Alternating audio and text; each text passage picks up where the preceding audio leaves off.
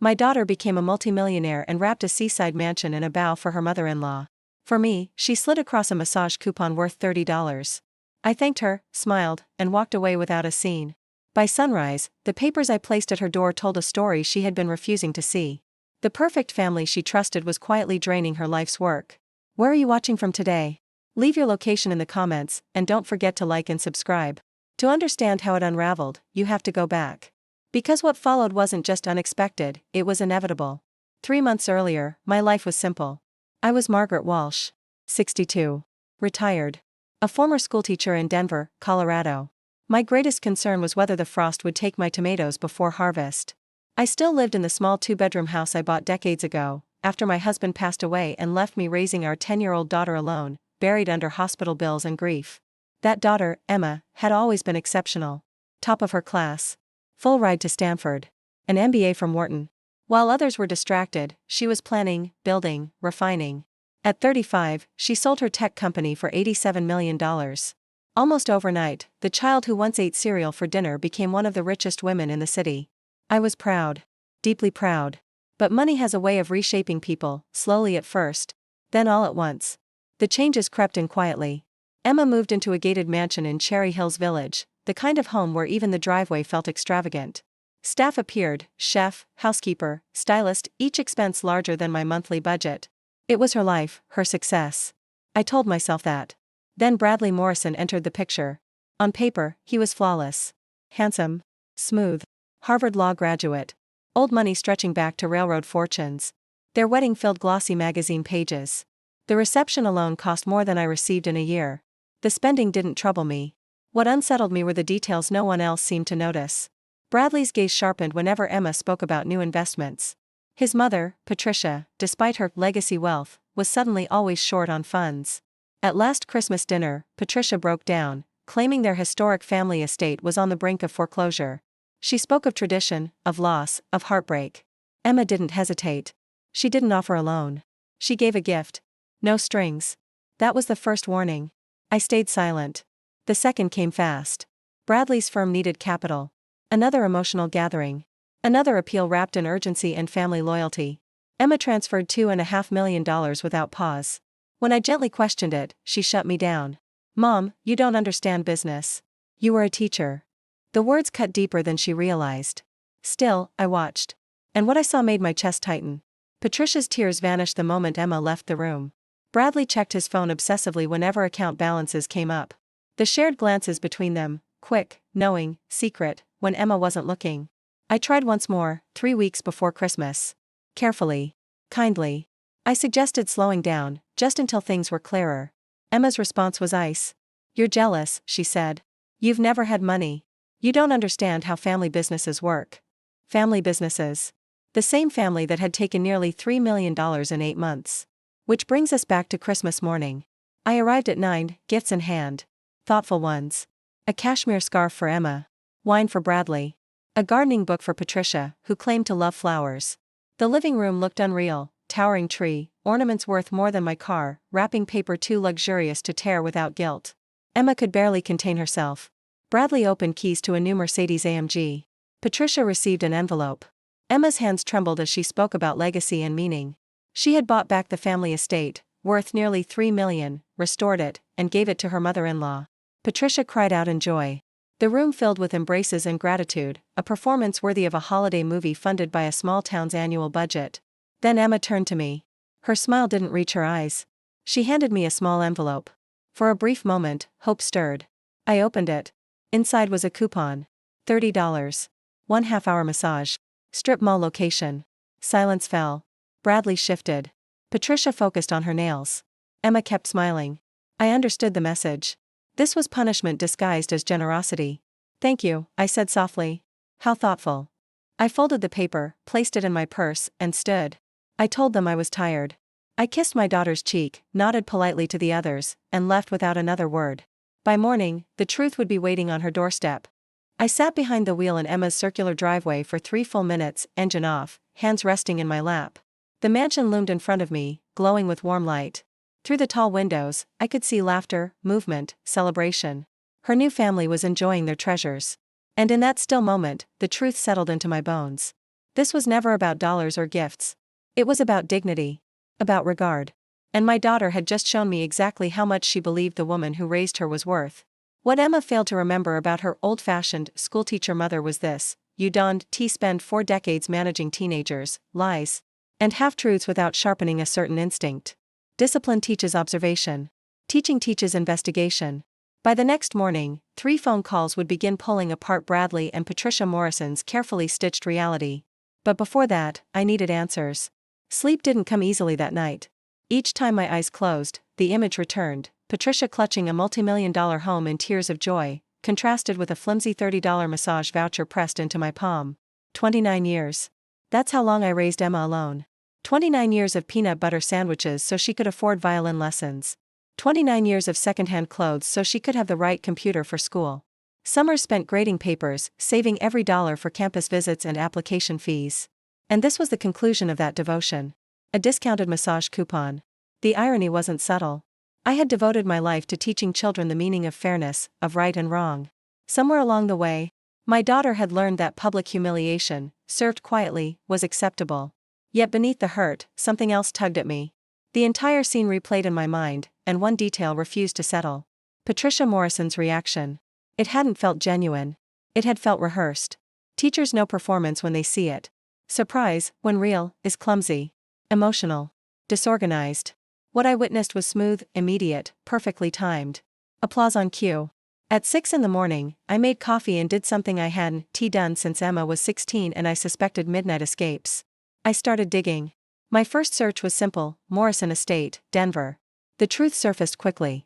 The property hadn't been lost to market forces or bad luck. It had been seized by the IRS. Unpaid taxes. Not tragedy, neglect. An inconvenient detail, no doubt, for Patricia's emotional storytelling. Next, I turned to Bradley's firm, Morrison Capital Advisors. Polished website. Expensive photography. Confident language. Growth charts and glowing testimonials. It looked legitimate. Until I looked closer. The company had been incorporated 13 months earlier, almost exactly when Bradley entered Emma's life. Before that? Nothing. No professional history. No financial trail. Hours disappeared as I followed threads, social media, registrations, archived pages. By mid-morning, my coffee sat untouched and cold. Patricia's online history revealed a modest apartment in Aurora just 2 years earlier. Discount stores. A worn Honda. No trace of inherited luxury. Bradley's profile showed a 3-year employment gap. A Harvard Law graduate, apparently doing nothing at all. And then the detail that sealed it. Neither of them existed online before 2022. No old photos. No past friendships. No digital breadcrumbs. It was as if they had appeared fully formed, just in time to meet my daughter. By noon, I knew who to call. Janet Henderson had taught beside me for 15 years before retiring to Florida. What few people knew was that genealogy had become her passion. She was relentless. Precise. Scarily good at uncovering buried truths. When she answered, her voice was bright. "Margaret. What a surprise. How was Christmas?" "Complicated," I said. "Janet, I need your discretion, and your skills." I laid everything out. She listened, quiet except for the low sounds that told me her curiosity was awake. "Send me their names," she said at last. "Birth dates, photos, anything. Give me 48 hours. What if I'm wrong?" I asked. "What if this is just a mother who can accept she's no longer needed?" She paused. Then spoke gently. "In my experience, women who spend their lives studying behavior don't suddenly lose discernment. Trust yourself." That afternoon, Emma called. "You left so quickly," she said. "I just wanted to check on you." Her tone was careful. Practiced. "I'm fine," I told her. "Just tired." "Well?" Bradley and Patricia were worried. About the gift situation. Worried. That word lingered. "They think you might believe they're taking advantage of me," she continued. "Do they?" I asked softly. "You've made comments lately.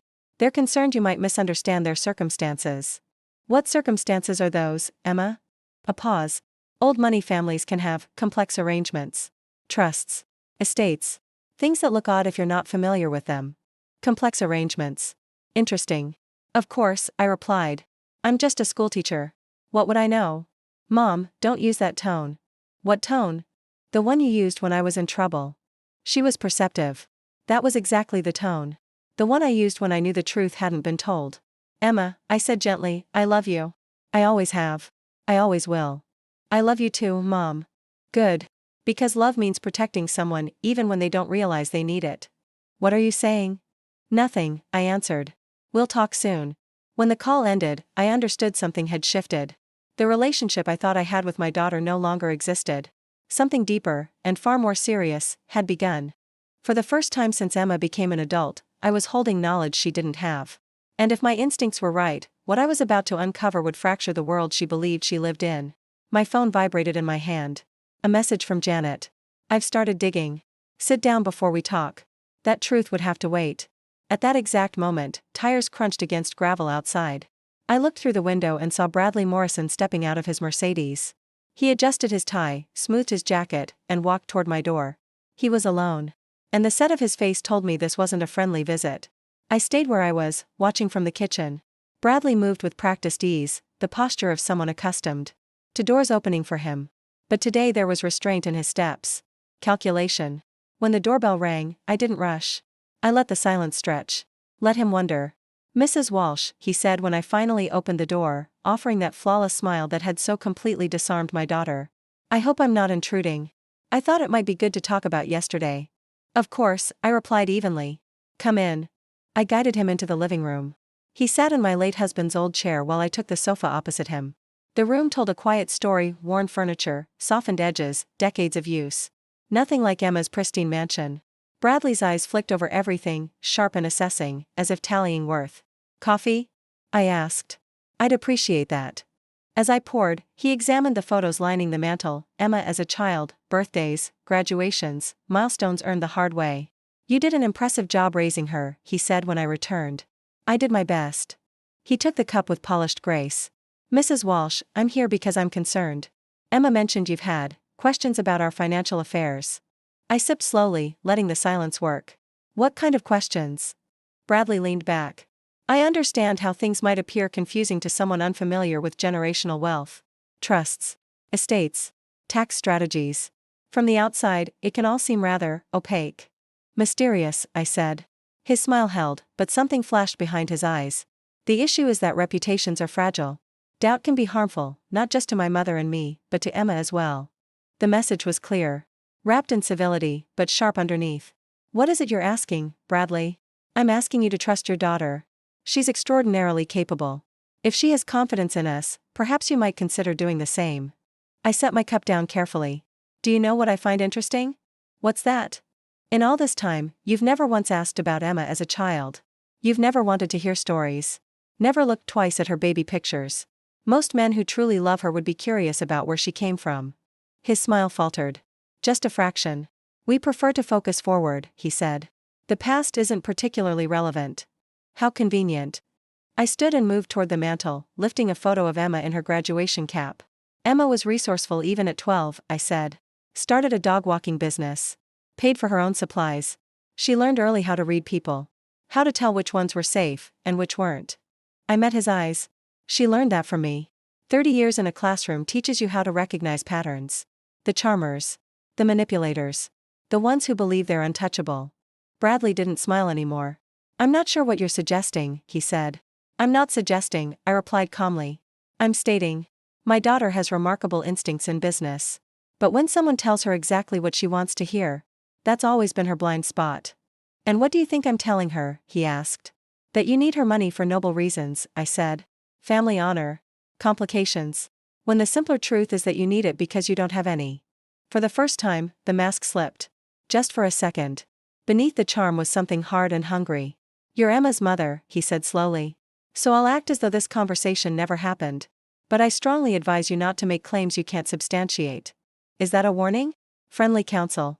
Emma values peace. It would be unfortunate if that peace were disturbed by unfounded ideas. When he left, I remained seated long after the door closed. In half an hour, Bradley Morrison had told me far more than he realized. He knew I was suspicious. Which meant Emma had spoken to him. He was worried enough to confront me himself. And he'd issued a threat, polite, measured, unmistakable. But his greatest mistake was assuming I was merely an anxious mother. He had no idea I was already several steps ahead. My phone rang as I rinsed the cups. Margaret, Janet said. Are you sitting? I am. Good. Because you're right, and it's worse than you imagined. My grip tightened. Tell me. Bradley Morrison and Patricia Morrison didn't exist before 2022. The identities are manufactured. Social security numbers, credit histories, education records. Someone paid a fortune to build them. My heart pounded. So none of it is real? None. Harvard has no record of Bradley ever attending law school. The estate Emma bought? It belonged to a completely different family who lost it years ago. Patricia never lived there. I sank onto the sofa. Then who are they?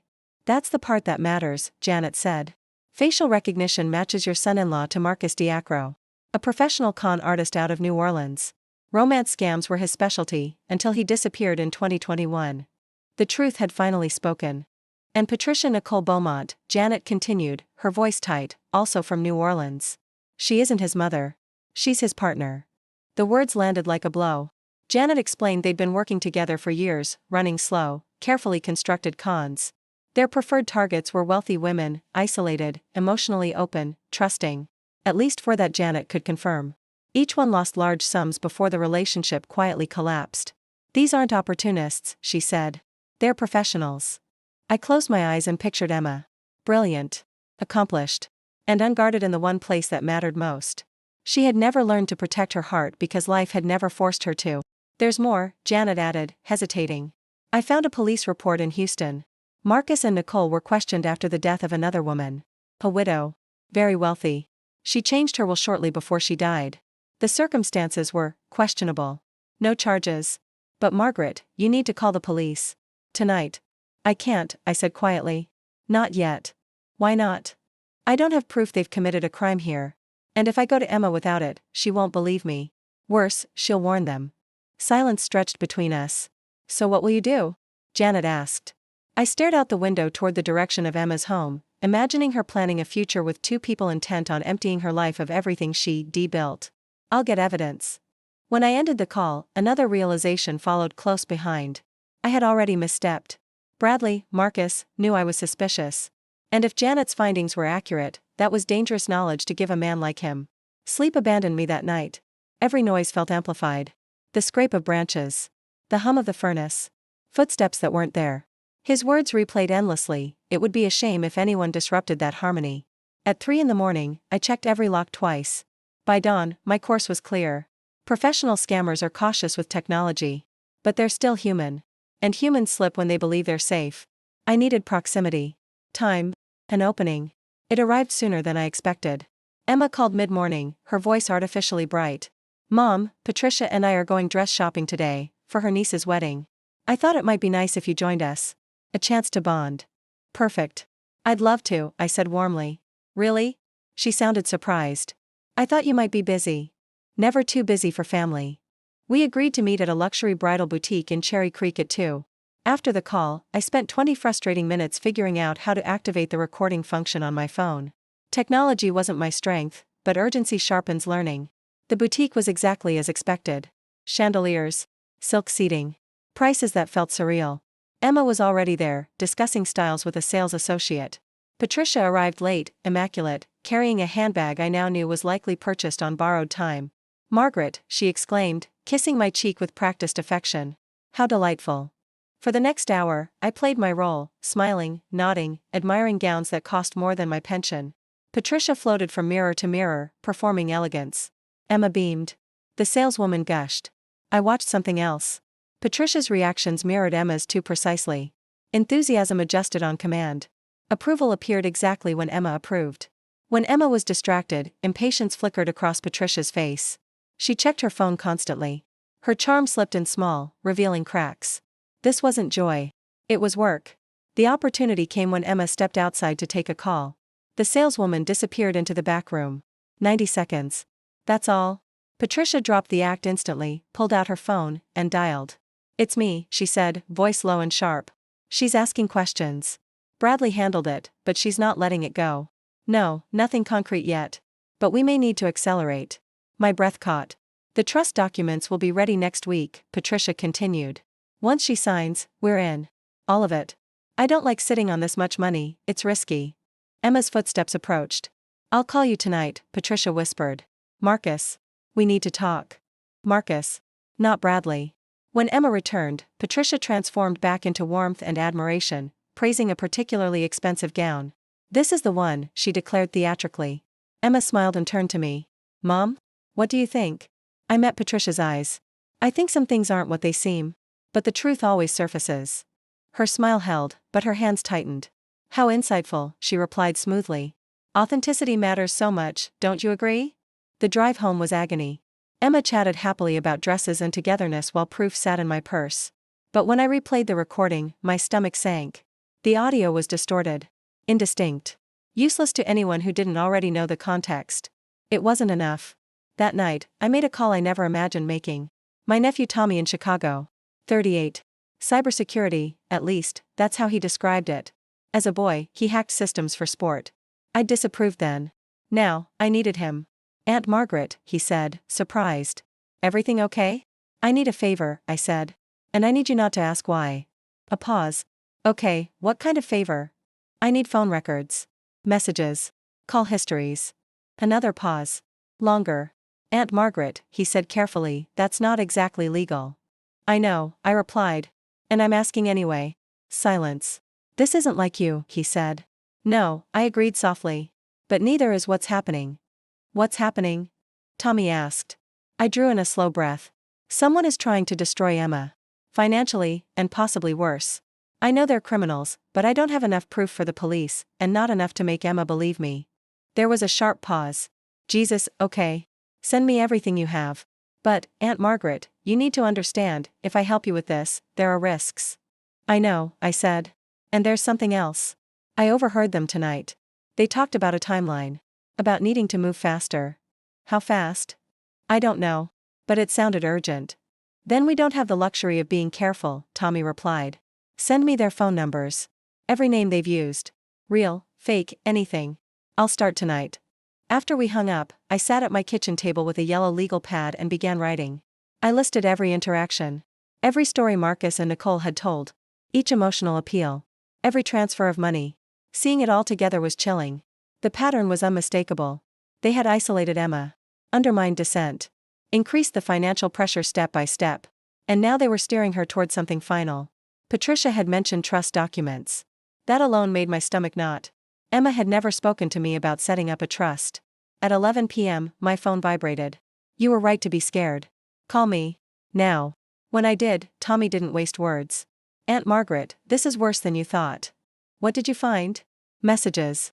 From today. My heart began to race. What kind of messages? They're not just planning to steal from Emma, he said quietly. They're planning to kill her. The room tilted. What? After she signs the trust papers next week. They're discussing how to make it look accidental. Car crashes. Break-ins. Medical emergencies. My knees gave out and I sank into the chair. She has maybe 5 days, Tommy continued. 5 days before they act. I dropped the phone onto the table. 5 days to save my daughter's life. And she had no idea she was in danger. Sleep never came. Every memory replayed itself, the way Emma smiled when she handed me that cheap massage voucher, the hurt in her eyes when I questioned her husband, the certainty with which she defended him. How do you tell your child that the person she loves is planning her death? Tommy sent screenshots.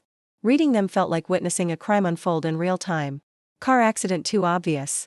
Police look harder now. Break-in works. Lots in Cherry Hills lately. Pills easiest. Looks like an overdose. She takes prescriptions anyway. Trust signatures come first. Tuesday with the lawyer is confirmed.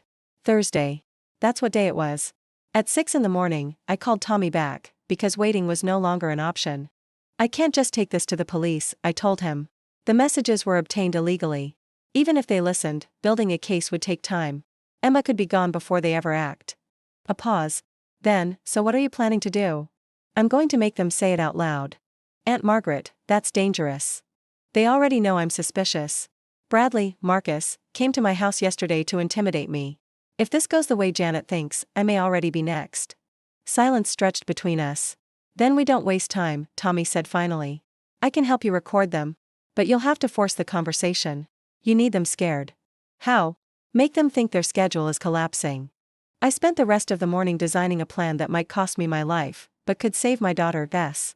At noon, I called Emma. Sweetheart, I owe you an apology, I said gently. I let my fears about money cloud my judgment about Bradley and Patricia. Her relief was immediate. Oh, Mom. I'm so glad you called. I hate how tense things have been. I was actually hoping we could all have dinner tonight. Just the four of us. Start over. That sounds perfect, I said. Why don't you all come here? I'd love to cook. She hesitated, then smiled through her voice. Of course. What time? 7. And Emma, could you ask Bradley to bring those trust documents Patricia mentioned? I'd like to understand the family finances better. Another pause. Trust documents? Patricia did mention something at the boutique, paperwork with a lawyer next week. I don't really know what it's about. Exactly what I needed. Emma would question him. Pressure would rise. And people under pressure talk. That afternoon, Tommy arrived with equipment that looked like it belonged to another world. Tiny microphones. Recording devices smaller than coins. I'll be outside in a van, he explained. If anything goes wrong, I call the police. What if they search the house? They won't. They're con artists, not security experts. They'll be too busy protecting themselves. By early evening, my home was wired. I cooked Emma's favorite meal and set the table with my mother's china. If this was to be our last dinner together, I wanted it to matter.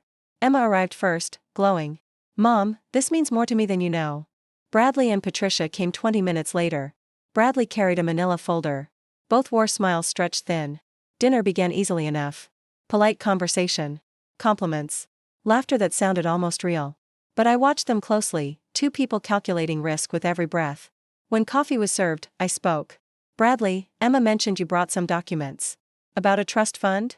Patricia and Bradley exchanged a sharp glance. Emma frowned.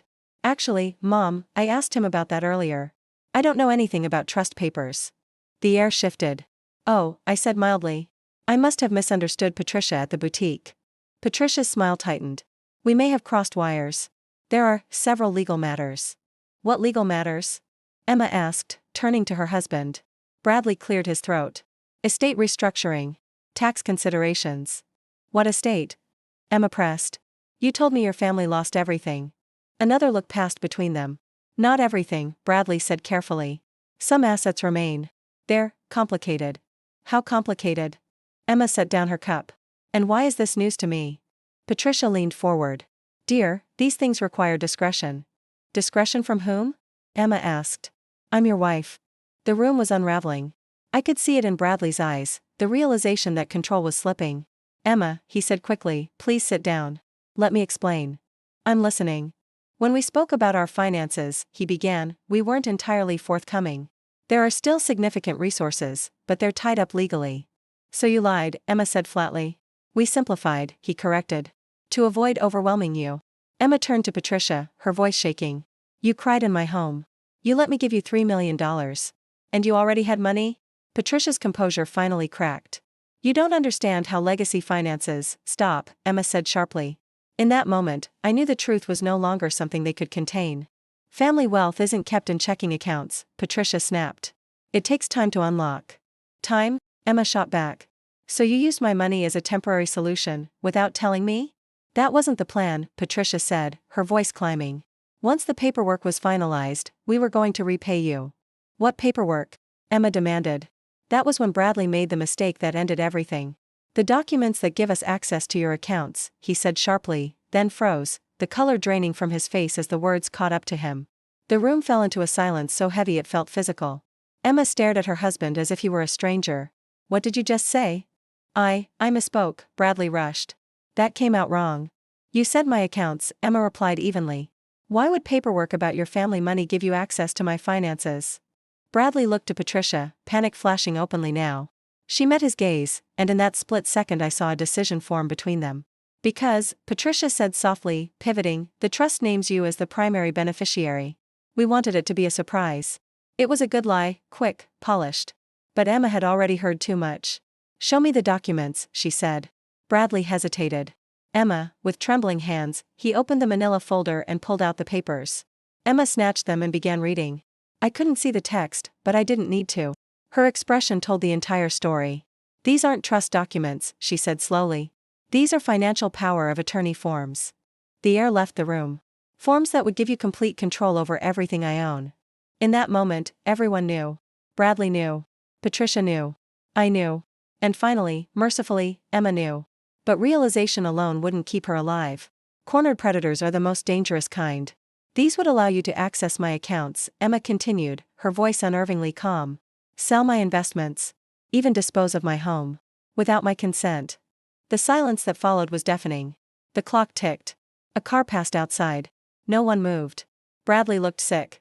Patricia's eyes darted toward the exits. And Emma, my daughter, stood there absorbing the collapse of everything she believed about love. Emma, Bradley said weakly, you don't understand. I understand perfectly, she interrupted, never looking up. This is theft. It's not what it looks like. Oh?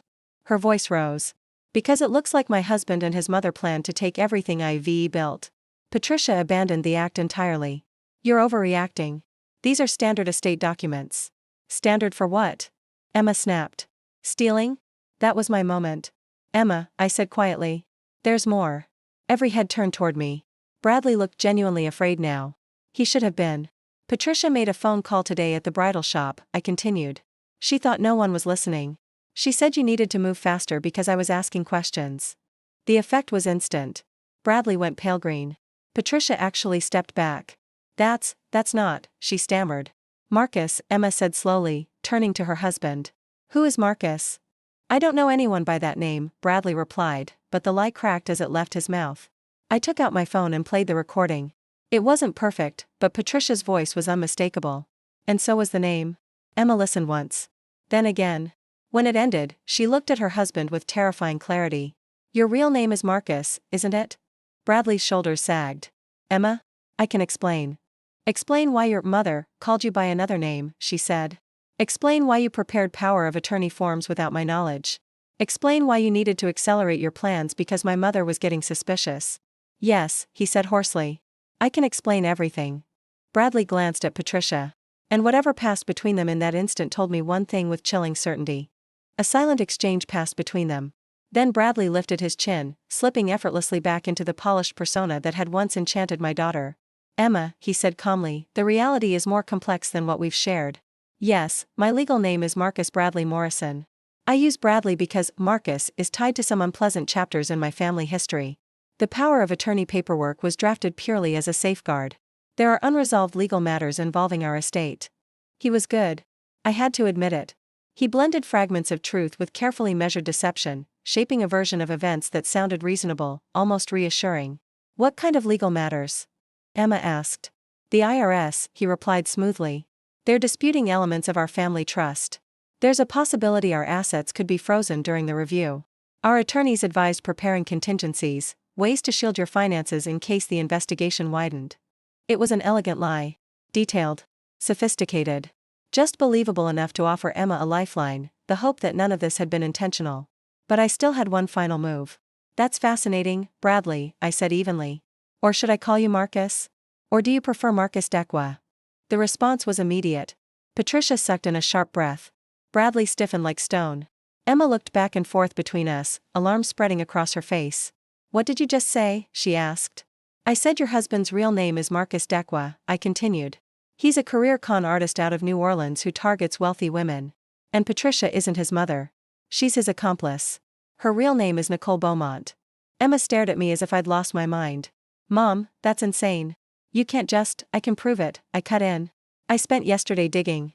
Real digging. Police databases. Records. Facial recognition.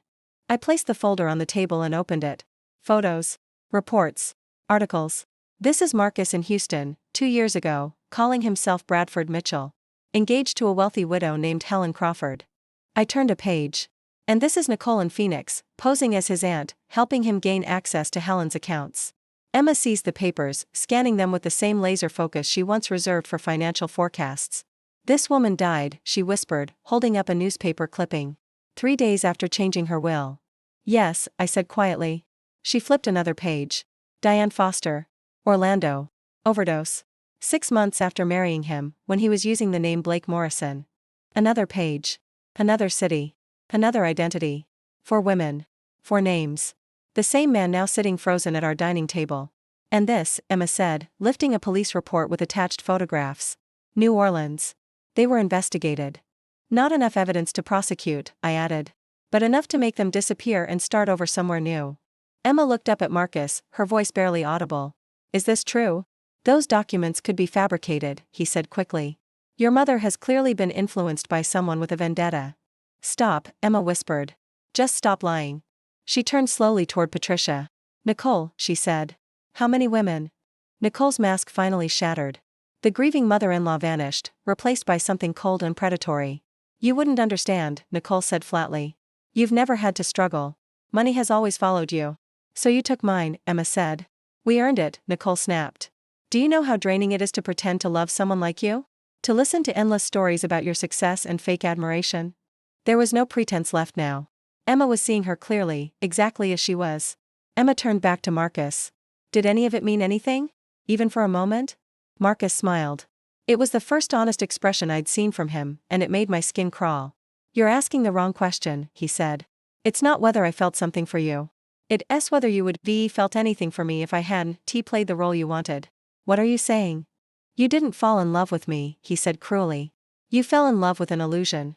A Harvard-educated aristocrat with old money charm. If I walked into that country club as Marcus Dequa, dropout from the French Quarter, you wouldn't have noticed me. Each word landed like a blade. He wasn't just exposing the con. He was trying to dismantle her sense of self. I became what you wanted, he continued. Then you fell for the character. I was just the actor. Emma's face crumpled for a heartbeat, like the little girl who used to run to me when the world felt too big. Then something hardened. You're right about one thing, she said steadily. I did love a fantasy. But you made a fatal mistake. Oh? Marcus sneered. What mistake? You assumed I was just another rich woman who would quietly disappear when you decided it was time. She straightened. I'm Margaret Walsh's daughter. And I don't go down without a fight. Emma pulled out her phone and dialed. I'd like to report an act of fraud, she said calmly. And possibly attempted murder. That single word detonated the room. Marcus lunged, sending wine glasses crashing as he reached for Emma's phone. Nicole sprinted for the door, only to stop short when Tommy blocked her path. Monitoring from the van, it seemed, was no longer enough. Emma twisted away but stumbled, hitting the floor hard. Her phone skidded across the wood. Tommy! I shouted. He was already moving, slamming Nicole to the ground before she reached the back exit. Marcus had Emma pinned against the wall now, one hand clamped over her mouth, the other diving into his jacket for something I prayed I wouldn't have to see. It's strange what 30 years of separating teenagers teaches you. Above all else, you learn that timing and surprise matter more than strength. Marcus was locked in on Emma, completely consumed by her panic. He never sensed me behind him. My mother's cast-iron skillet met the back of his skull with a crack that felt biblical. He folded instantly, collapsing like a puppet with its strings cut. Well damn, Tommy muttered, still grappling with Nicole. Great hit, Aunt Margaret. But we've got another issue. What issue? I asked. She's armed. I followed his gaze and saw the handgun, small but deadly, leveled straight at Tommy's chest. Whatever warmth Nicole had ever pretended to possess was gone. The grandmother mask had shattered, revealing something cold and lethal underneath. Enough, she snapped. Everyone shut up. Here's how this ends. Margaret, you're helping Marcus to the car. Tommy, you let me go, or I put a hole in you. Or whatever name you're using this week. Her lips curled. Nicole Beaumont. And I've been at this far longer than you've been playing detective. Yes, I replied. Long enough for Houston. Long enough for Helen Crawford, dead 3 days after rewriting her will. Her eyes hardened. Helen was old.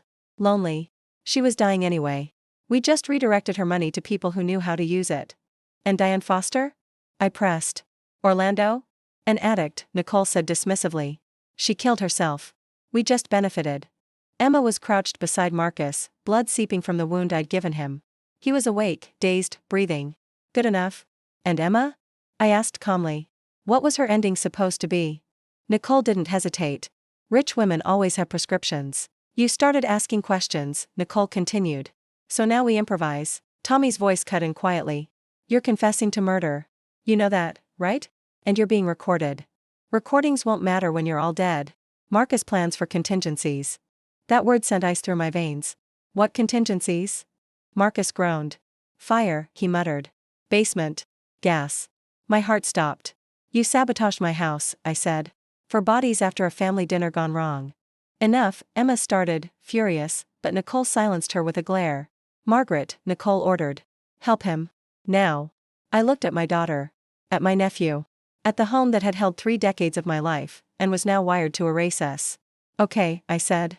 Emma stared at me in horror. Mom, what are you doing? Being realistic, I replied. She's a professional criminal. I know when I'm outmatched. Nicole smiled in triumph. One thing, I added gently. How long until the house goes? She checked her watch. 6 minutes. Plenty of time. For what? For the police to arrive. Her face drained of color. They've been listening, I continued, through the equipment Tommy installed. And they've been tracking your phone since yesterday. This house has been surrounded since you walked in. You're lying, she hissed. Tommy, I said pleasantly, would you tell Detective Rodriguez it's clear? Already done, he said. They're moving. The shift on Nicole's face, from confusion, to fear, to fury, was almost worth the week of terror. Just like you set up Helen, and the others, I said. I did it to save my child. She scanned the room wildly, searching for escape. Marcus tried to rise, swayed, and sank back down. Then the front door exploded inward. Police. Drop the weapon. On the ground. Nicole looked at the gun. At the officers. This isn't finished, she said. She dropped the gun. Marcus collapsed completely. As paramedics and officers filled the room, Detective Rodriguez approached me. That was extremely dangerous, Mrs. Walsh. I nodded. So are parent-teacher conferences. He blinked. Excuse me? After that, con artists don't scare you much. Emma broke then, sobbing into my arms. I'm so sorry. I didn't listen. You couldn't have known, I whispered. They're experts. 20 minutes later, the fire department confirmed it, a timing device in my basement. Detonation set for 9:47 p.m. It was 9:52. 5 minutes. 3 days later, Detective Rodriguez laid it out. At least 6 victims over 8 years. Nearly 14 million stolen. 3 confirmed deaths. Marcos und Michael Brennan, will die in prison. Nicole, Sarah Chen, right alongside him. That night, alone at my kitchen table, I read every message they'd ever exchanged. It was cruelty with a curriculum. They'd studied Emma. Mapped her heart. Turned her love into a weapon against her.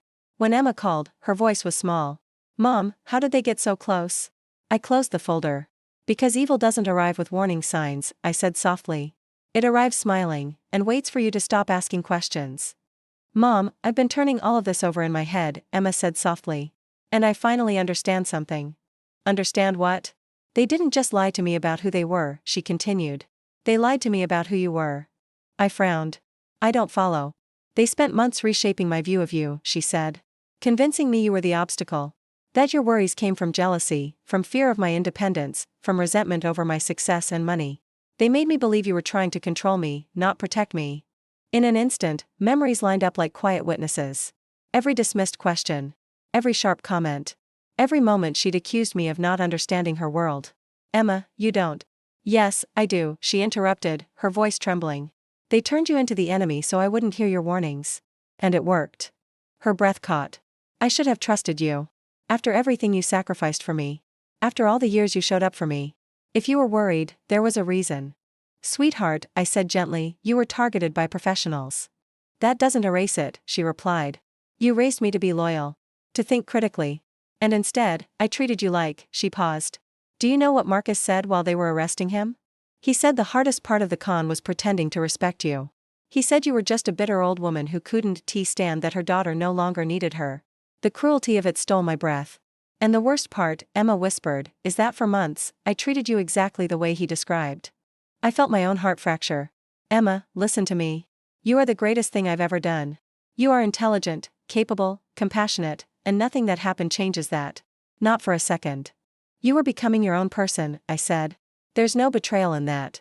The voucher, the distance, the misunderstandings, we're finished carrying those. Silence stretched between us. Mom, she said finally, can I ask you something? How did you know? Not just suspect, no, it was worth risking everything. I thought for a moment. It wasn't a single moment or clue. It was the way stories shifted. The way warmth vanished when they weren't performing. The quiet wrongness that settled in my chest. Because you're my daughter, I said. And mothers don't ignore danger when it circles their children. Especially when their children are pushing them away. That's usually when the danger is closest. She was crying now. So was I love you, Mom. I love you too, baby. After the call ended, I stayed at my kitchen table, letting the week replay itself. How near I'd come to losing her. How easily lies had tried to sever something sacred. And how unbreakable that bond truly was, stronger than manipulation, stronger than pride, strong enough to pull us back from the edge. At 9 o'clock, the doorbell rang. Emma stood on my porch with a suitcase. I was hoping I could stay here tonight, she said. The house feels too big. Too hollow. Of course, I replied. I want to, she added. That was more than enough. I carried her bag to her old room, the one IED never changed, quiet proof that some bonds don't fade, no matter how dark the night becomes.